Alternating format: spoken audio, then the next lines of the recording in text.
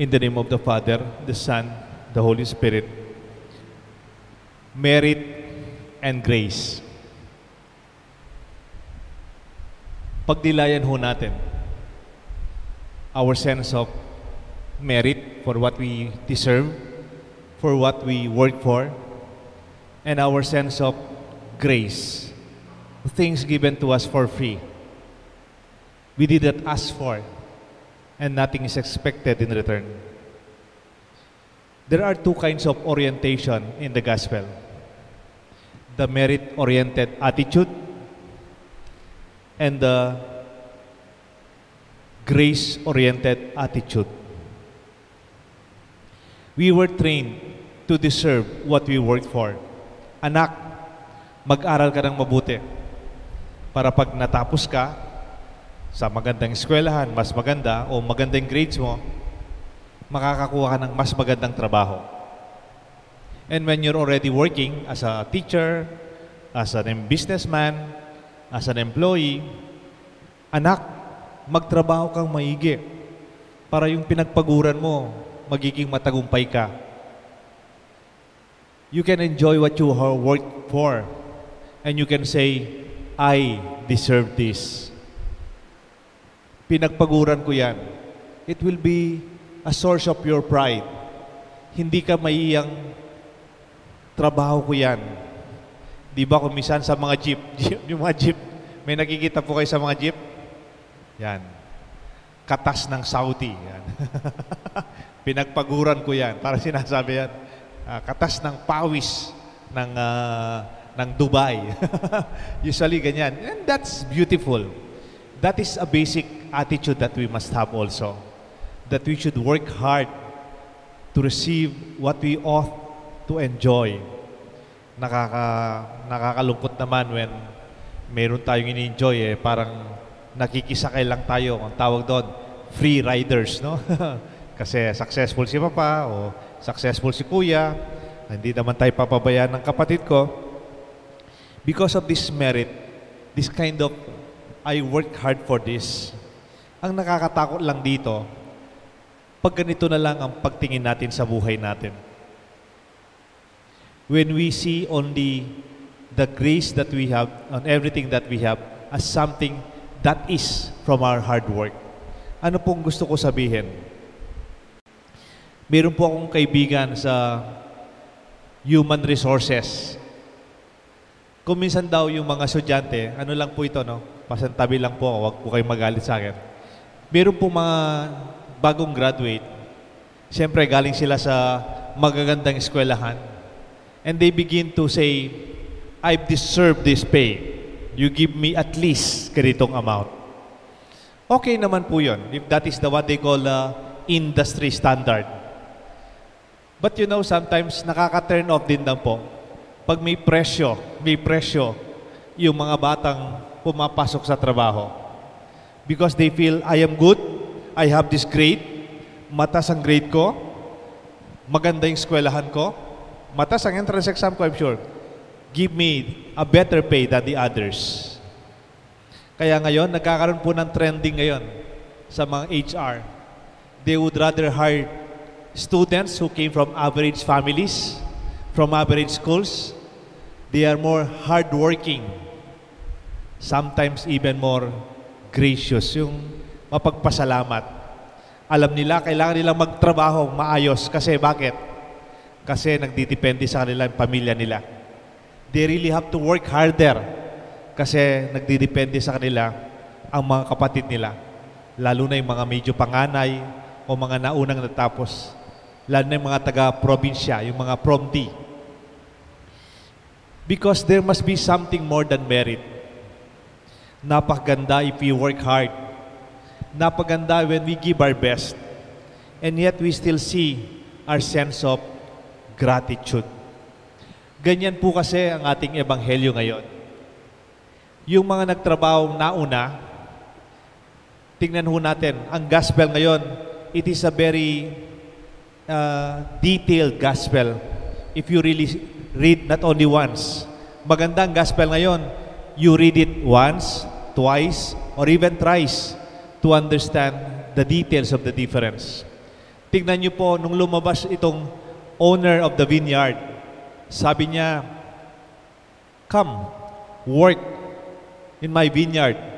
I will give you a just day's work and wage." Ibibigay ko sa iyo ang sweldo na tama sa maghapon. Halimbawa, yung sweldo mo sa maghapon, 500 pesos.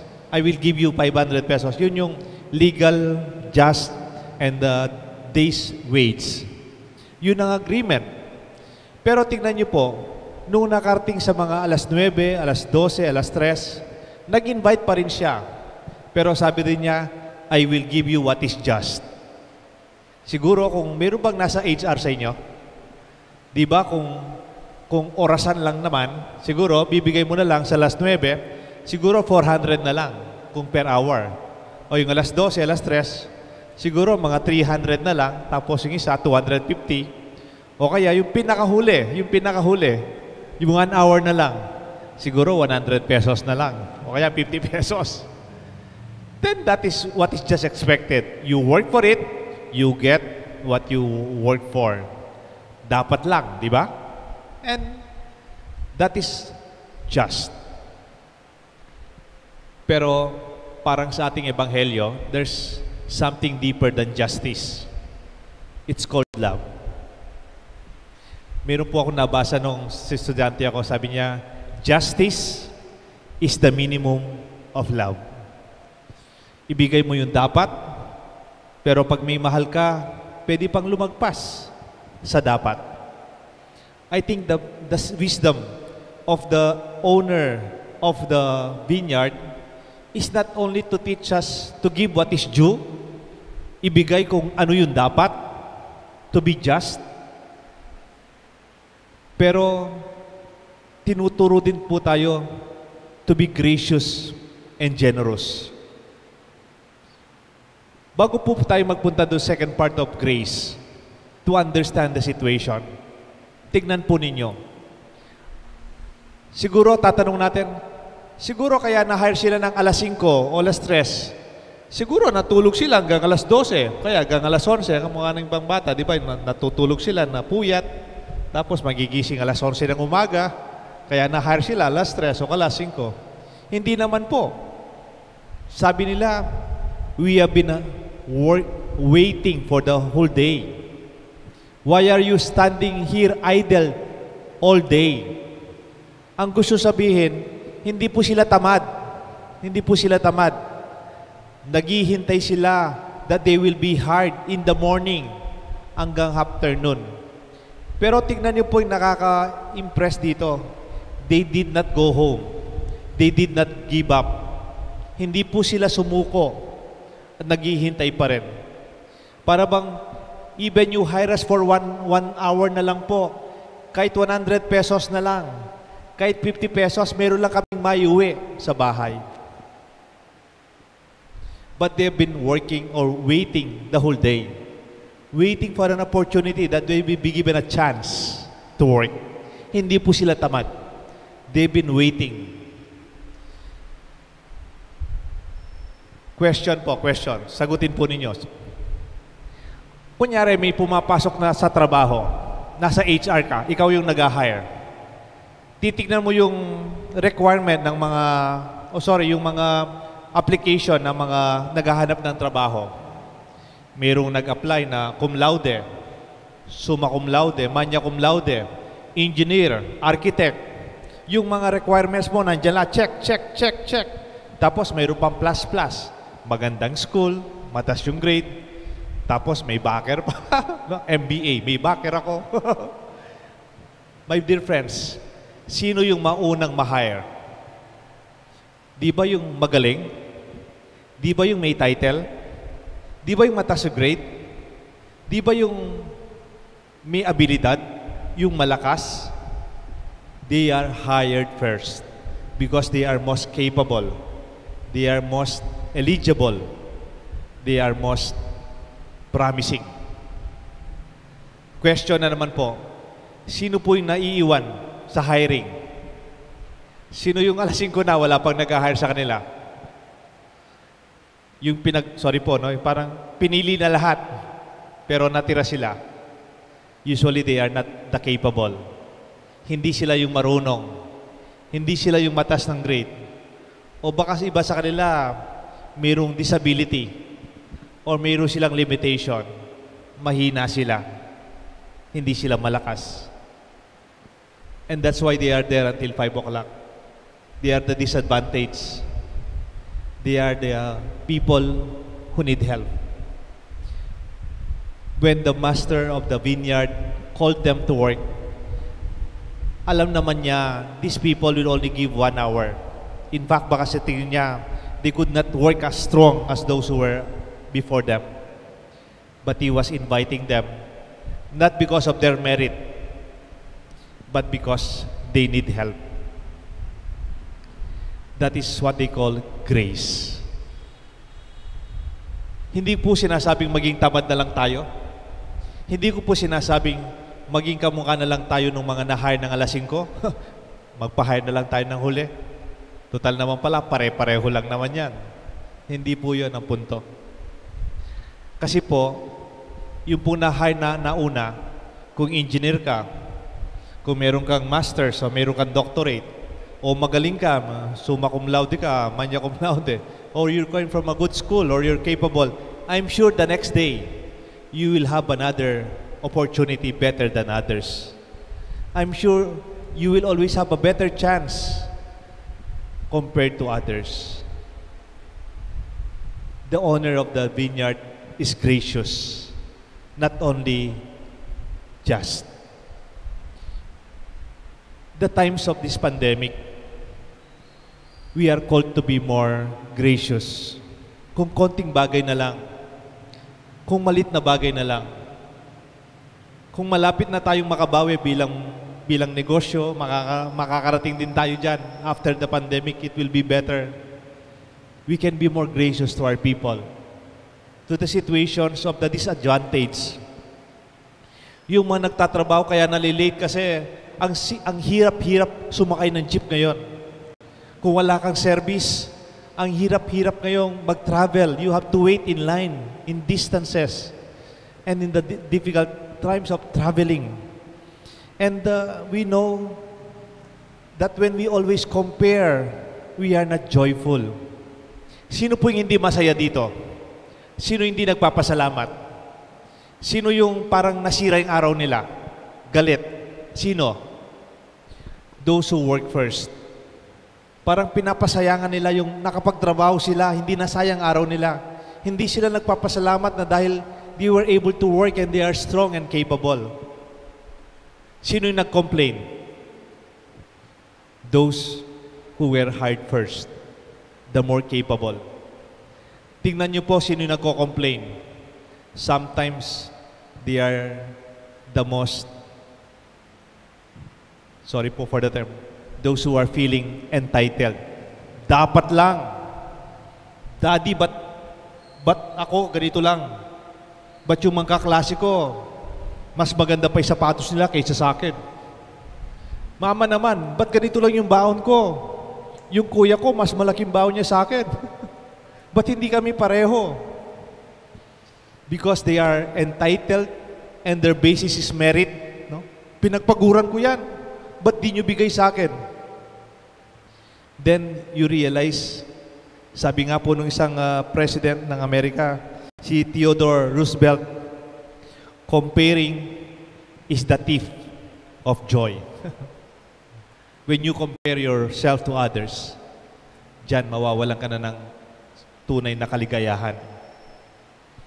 You can begin to see, I work harder, but pareho lang mami ang dinner namin. I work harder, but yung mga kaklase ko, mas successful siya sa akin. Or maybe, when you are better than others, you begin to say, they deserve it. Huwag po kayo magalit sa akin. No? Kumisan yung mga bata, yung mga po ninyo, mga anak ninyo, you teach them to respect the poor. Kasi may mentality ngayon, tinuturo sa mga bata, kaya mahirap yan kasi tamad. Kaya mahirap yan kasi tamad ng taong yan. They did not give their best. Hindi po totoo yun. Marami po yung mahirap, they work harder than us. They work longer hours. Physically, they work harder. And they give more effort than ours. I tell you, it's not easy to be poor, especially in our country. Sana naman ang pagtingin natin sa mga na-hire ng 3 o'clock, 5 o'clock, will be more gracious. Let us not always use as merit as the basis of our happiness, because there will be a time we will realize there is more to our meritocracy perspective. Pag may sakit na tayo, pag mahina na tayo, pag matanda na tayo, hindi na natin may sasabi sa Diyos, malakas ako, o healthy ako, o bata pa ako. Sabi nga po ng ating Archbishop Emeritus, Archbishop Aniceto, mayroon po siyang parating expression. Sabi niya, before God, we are all beggars. Sa harapan ng Diyos, tayo'y mga nagpapalimos ng grasya. Pag may sakit na tayo, pag kumisan, may problema tayo far beyond our own capacities and merits. And so I pray that our grace will always be towards generosity, grace, and mercy. Let us work hard and enjoy the merits of our works. But let us also be gracious and grateful for what we have from the very beginning is actually grace from God. Kunyari, nagbe-birthday ka. Be-birthday ka ngayon o bukas. You celebrate your birthday not because you work hard. You celebrate your life not because you deserved it or you work hard for your life. You were born. You have your life. You celebrate your birthday because it was given for us free. The very life that we have is the very grace that is the foundation of our merits and hard work. And let our life be not only merit-based attitude of happiness, but the unending joy of the grace that we have as a source of our gratitude and fulfillment. May God bless us all, the Father, and the Son, and the Holy Spirit. Amen.